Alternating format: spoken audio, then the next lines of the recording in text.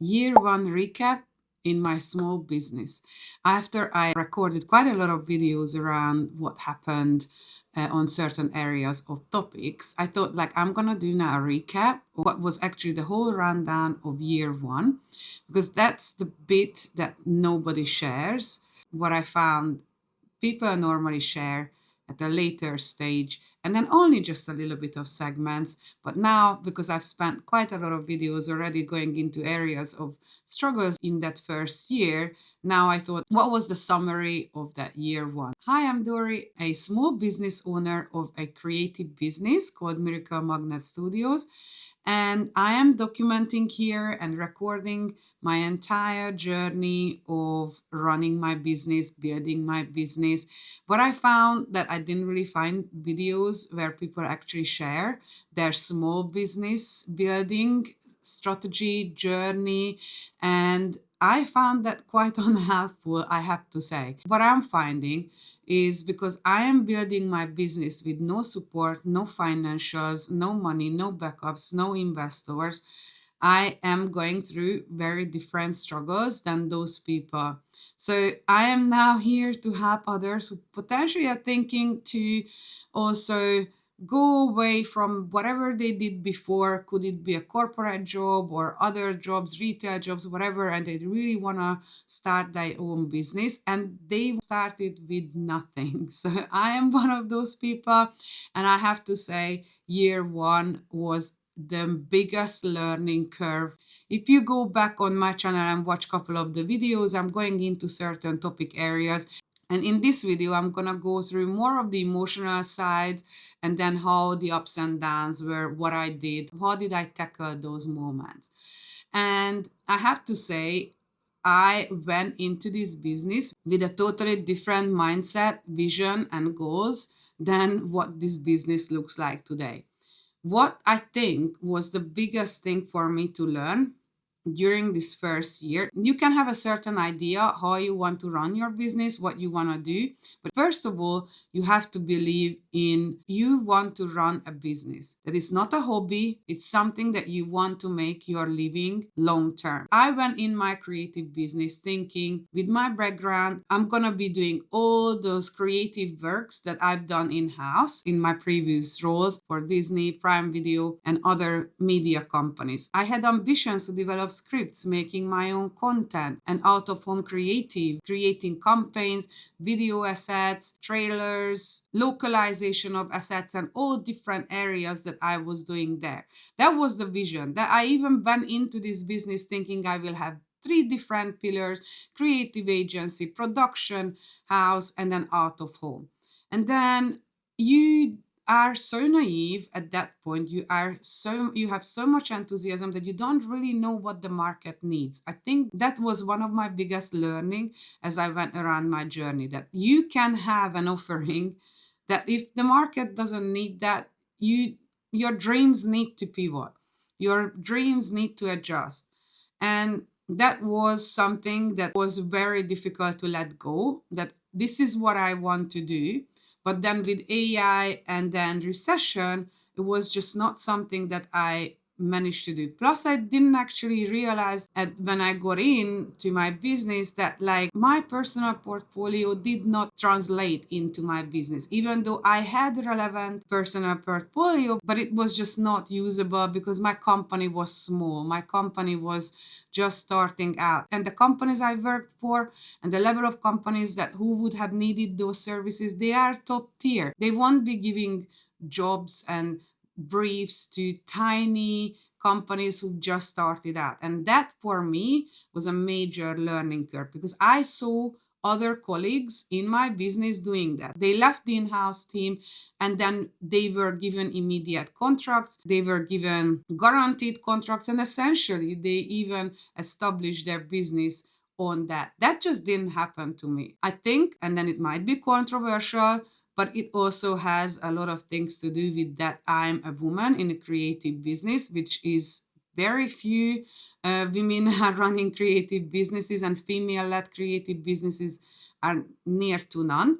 And all of them are man, and it's a man's world So I had to learn that as well. I already experienced that isolation within my in-house teams. It somehow translated into my business even more so. But I kept going. I know that now, looking back, my biggest asset in my business was my mindset. My mindset that I kept going because I want to make this my future. I knew that for me, it's not a hobby. For me to run this business is something that I want to do. I don't know what I'm going to make the money from, but I don't want to go back to corporate. I don't want to go through 10, 15 rounds of interviews for the major streamers, which I've already done before.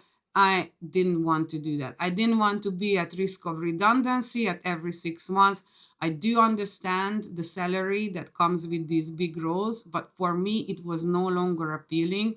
Being a robot, going into any of these workplaces and then really just they exploiting you to your last bit of strength, then a lot of times they actually put you through trauma, backstabbing you. There's so much politics that I didn't want to put up with after 20 years. Therefore, I knew that for me, this business has to work whatever it is going to be at the end. Even if I, at the end, go into it as a creative business owner and I will need to sell t-shirts, I knew that I'm gonna do that. So for me, the biggest help in my business was that I want to make this into a business. And if the market doesn't actually need what I thought I'm going to be offering, then what I can be offering within my skill set to then start making money. Therefore, my first year was a slow process. So if you are now going into running your own business and thinking this is going to be an overnight success, because it is easy to think that because out on social media, these are most of the creators that you see would be the impression that they would be giving to you is that everything can be an overnight success. They created 3 videos and then they earning 6 figures and all of this. I didn't go in my business with that belief. I knew it's not possible. I know it's not going to happen. So I knew that I am prepared to give up everything to then build this business long term. For me, I already set my mind onto the possibility and the prospect that it might even take me 3 to 5 years to earn money, to potentially make a living. And I went into it with that mindset. I honestly sacrificed everything. I sold my flat. From that flat, I came out with no money. I'm living in Airbnbs just to make this work. And I can do that because in my setup, I don't have children. I don't have a family to look after.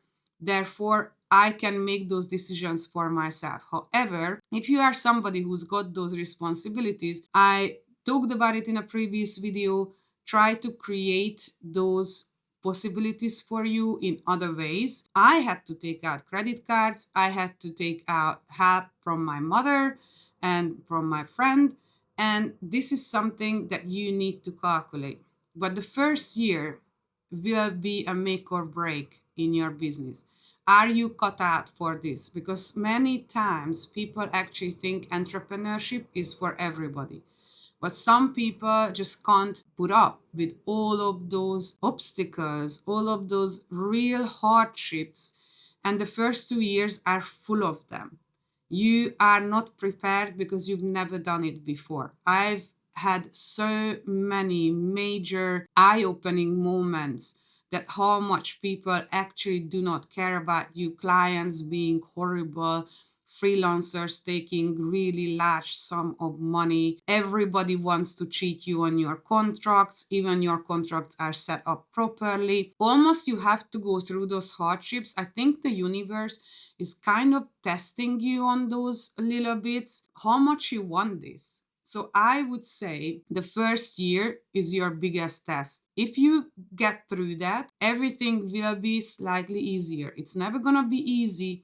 And when you are growing in your business and you gain momentum, it will never be a linear growth. It will be still ups and downs. And then hopefully all of those ups and downs are actually going towards something better. For me, after all of these ideas that I had in my head, that how I'm gonna get started, I'm gonna get success super quickly, I have all of these experiences, I will have all the companies I've worked in house now coming to me and then wanting to work with me directly as my agency. And I can honestly say that none of them did. None of my old colleagues, none of those companies, maybe they were not in the position, maybe they didn't want to work with me. I don't take it personally, because when we worked together, we had success. We won awards and amazing success that we were delivering. However, that's two different things. So now I needed to face that what else I'm gonna do. And it took me a long time, 8 months, to find what is creatively in demand at the moment. And it took me 8 months to find social media. Social media where I can also use my creative skills, where I can use my storytelling skills, production experience, and all of the different elements. So I wanted to record this video for anybody who now starting out. This is gonna be a grind. And honestly, when you get started, think about 3 to 5 years to break through. I am just gonna get to my second year at the end of November. I am now just starting to see the light at the end of the tunnel. One other thing that I wanted to really emphasize, that the first year your work-life balance will be non-existent. After 2 years is when I'm now starting to get 1 or 2 days off, maybe a weekend. I do know that it is possible to take the weekends, and a lot of people do that, and evenings, but because of the pressures of wanting to pay back the money for the credit cards as soon as I can, wanting to pay back people who actually lended money to me, I knew that I want to drive financials ASAP. And I knew that the weekends are extra hours to be able to do that. Therefore, I was not giving myself a break. I'm not saying this is the right thing to do, but you can take the breaks, but then definitely calculate that turnaround at a later stage. So always there's a give and take. And I think that's something that's really, really important to learn. And the sooner you learn that, the better you can forecast your success, your financials, and all of that. The other thing that I really should have done in the first year, my experience was still there, and I should have talked about it more.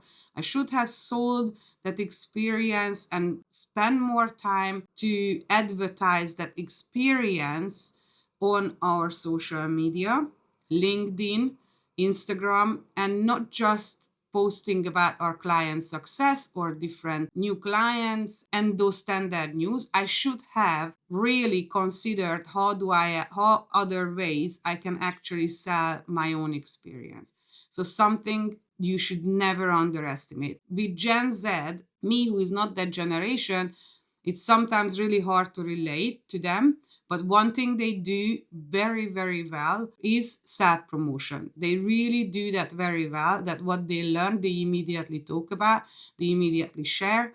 And that is something that we should look at, learn from it, and then do the same. The other thing I really think is very important to mention is you will need to learn new skills. So if you want to go into business, but you don't want to learn, then it's not for you.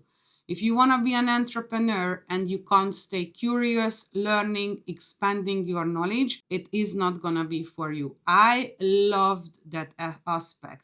I didn't mind not earning in the first year, just learning constantly. Like I had to learn editing, I had to learn filming, production, something that always had a crew in all previous roles I've done. And now I had to do them myself. And after 20 years, it's not something that you might want to consider to go back to certain roles to learn. I saw it like as a skill.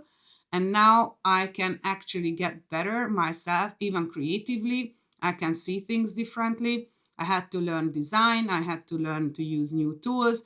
And I absolutely enjoy that. So year one was definitely the hardest. And one thing I needed to do is constantly pivot, change, adopt, and just carry on without seeing any results. If you are not somebody who's comfortable with that, you don't like change, then it will be really hard. What you need to do then, you need to support yourself with people who full-heartedly cheer you on. This a lot of times might not be your family. And not because they don't want the best for you, is literally because they want the best for you. They will really worry about your future, your next step, how you're gonna live on. So they will bring that worry into their advice to you.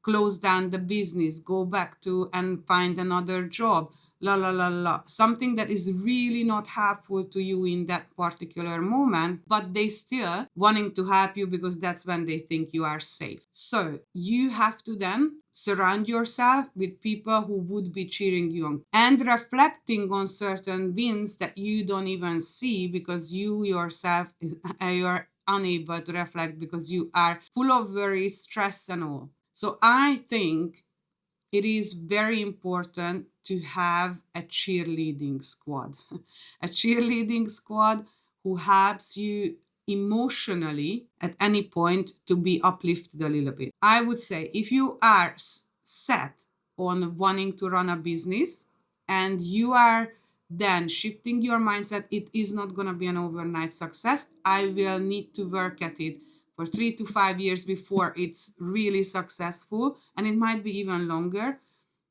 But this is what I want to do. I am happy to learn. I'm happy to go with the ups and downs. I am strong enough to take myself through these obstacles. Then definitely try it, because in my humble opinion, running a business was one of the biggest learning curves, but one of the best decisions I've ever made. I've never learned so much in my life. Even the hardest bits, I honestly am enjoying. There are times when you are really down and you really have to work at it to lift yourself, even with your cheerleading squad. But when you reflect on how much you grew as a person after even 1 year, the benefits outweigh everything. So I hope it is helpful to you. It's a much longer video than I normally do and record here, but I thought like a recap of 1 year has so many elements and I really wanted to go into detail. Please do send your questions if you are someone who is trying to find a idea or trying to start your business. I'm here to build a community, so please do comment, like, and subscribe, and I see you on the next video.